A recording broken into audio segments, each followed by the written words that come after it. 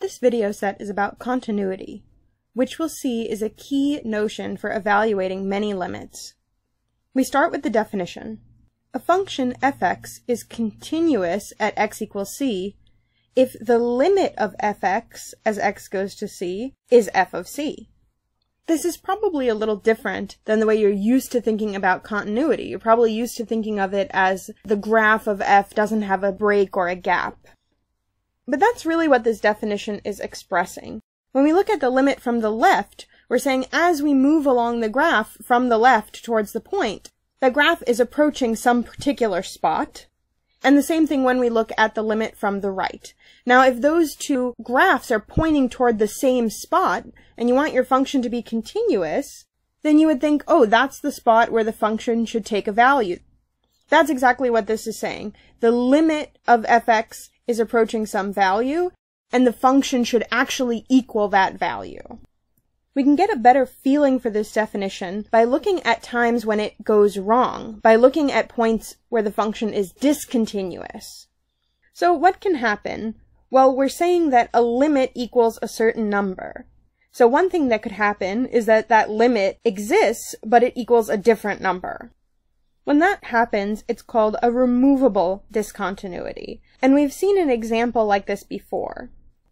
Back in section 2.1, when we were calculating instantaneous velocity, we had this limit.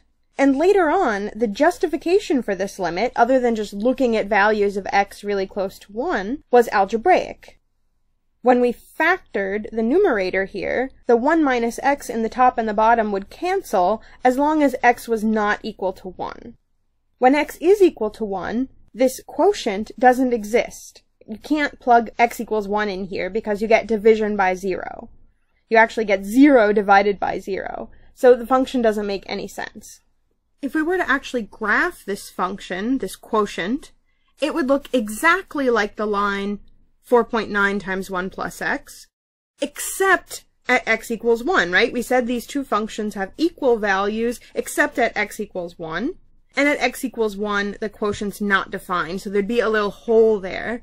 And that hole is the removable discontinuity. The next type of discontinuity is the jump discontinuity. For a jump discontinuity, the two-sided limit does not exist because the one-sided limits each exist, but they don't match. This is very common with piecewise functions. Consider this example. Here we can see that as we approach x equals 2 from the left, we're using the equation x squared, and so it's approaching 4. But on the right, we're using the equation 4 minus x, and so it's approaching 2. And since those left and right limits don't match, the two-sided limit does not exist, and the function can't possibly be continuous. So we're usually worried about this happening when we transition from one equation to another in the piecewise definition, but doesn't have to happen. Let's look at x equals minus 1.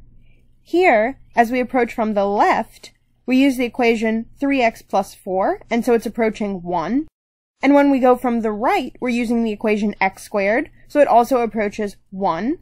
And the function equals 1 there, so everything is in harmony. The left and right limits match, so the two-sided limit equals 1, and f of minus 1 also equals 1.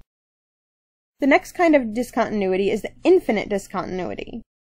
Here, the two-sided limits exist, but at least one of them is infinite. So far, everywhere else, we were looking at finite things, because ultimately f of c has to be a finite number, so it's sort of a good start if your left and right limits are both finite. But here, that already fails. One of these two left or right limits is infinite. And we do mean at least one. It doesn't have to be both. Remember the example we looked at, y equals e to the 1 over x. When we approach 0 from the right, we get infinity, but when we approach 0 from the left, we got a finite value of 0. So there's an infinite discontinuity for this graph at x equals 0.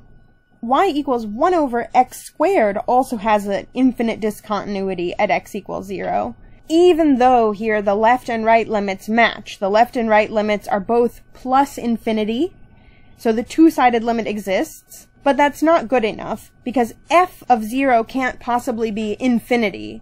it has to be a finite number, and here it actually doesn't exist.